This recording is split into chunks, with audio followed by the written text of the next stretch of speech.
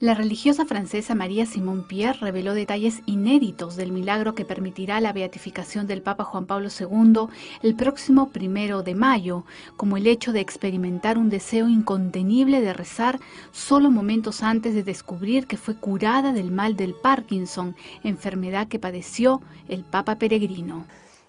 Le 2 juin 2005, c'est le jour où j'ai été guérie, la nuit du 2 au 3. Ce qui est sûr, c'est que le 2 juin, au matin, j'étais complètement effondrée, épuisée et je n'en pouvais plus. C'est ce jour-là que je suis allée trouver Sœur Marie Thomas pour lui demander ma démission, du moins d'arrêter de tenir le service de maternité, puisque j'étais surveillante dans le service, avec beaucoup de membres du personnel à ma charge, un service de 44 lits de maternité, ce qui devenait très très lourd. Et je lui ai dit, mais non, j'en peux plus, il faut que j'arrête, sinon le service ne peut plus tourner, je ne peux plus le faire avancer, c'est pas possible. Et elle m'a dit, mais non, continue, tiens bon. Je devais aller à Lourdes au mois d'août, tu n'es pas encore allée à Lourdes. Et elle a ajouté, Jean-Paul II n'a pas dit son dernier mot. Et là, nous avons eu un long temps d'échange dans son bureau, dans une grande paix, je dirais, vraiment une très grande paix et une très grande sérénité. J'étais très très paisible, elle aussi. Et c'est là où elle m'a demandé d'écrire le nom de Jean-Paul II sur un papier. Et je n'écrivais plus devant elle. Si je devais écrire, si j'avais des réunions, souvent on a une table lorsqu'on est en réunion, alors j'avais pris l'habitude de poser sur mes genoux le cahier ou mon bloc-notes, pour ne pas qu'on puisse m'observer lorsque j'écrivais, puisque je tremblais. Et c'est vrai que pour moi, c'était pas facile. Et elle m'a entendu une fois, je lui ai dit, mais non, mais tu sais bien que je ne peux plus écrire. Elle m'avait même proposé d'écrire de la main droite. Et je lui ai dit, mais ma main droite, je commence aussi à trembler. Et elle m'a dit, mais si, mais si. Et elle a insisté. Et donc, j'ai obéi, j'ai pris le stylo et j'ai écrit. Et devant cette écriture illisible,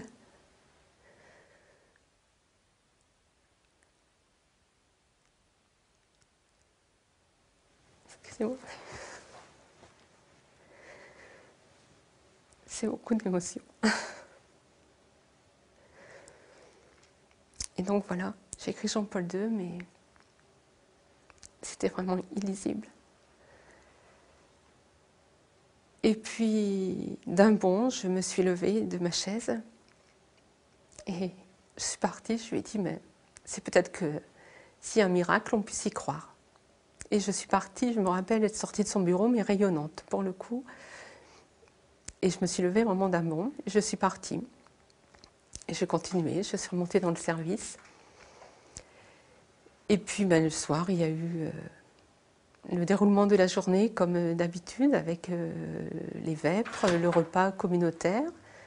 Ensuite, on a de nouveau un petit temps de service avec la prière du soir à la chapelle. Après la prière, je suis de nouveau remontée dans le bureau pour ranger quelques affaires parce que c'était toujours un peu le chantier chez moi. Et je suis rentrée dans ma chambre. Et là, j'ai eu envie d'écrire. Moi qui n'écrivais plus et qui n'aimais pas écrire, j'ai commencé par chercher un stylo. Et j'ai écrit un petit signet, une petite parole de Dieu. Et là, je me suis fait la réflexion en prenant le papier, en me disant, mais dis donc, cet après-midi, tu ne pouvais plus écrire, et là, qu'est-ce que tu écris bien? Et puis, je me suis couchée. Et contrairement à d'habitude, je me suis endormie, parce que les nuits étaient difficiles, la douleur m'empêchait, il y avait la tension au niveau des muscles, la raideur, et c'est vrai que j'avais beaucoup d'insomnie, et je dormais très très peu, et la douleur m'empêchait de dormir. Et puis, à 4h30, alors, en principe, on ne se lève pas à 4h30, le réveil est à 5h30, et j'avais beaucoup de mal à être à l'heure, puisqu'il me fallait beaucoup plus de temps pour m'habiller, pour me préparer. Et là, je me suis réveillée d'un bond à 4h30 du matin, et je me suis levée comme si de rien n'était, et tout de suite, en me levant, j'ai senti qu'il se passait quelque chose, que je n'étais plus la même.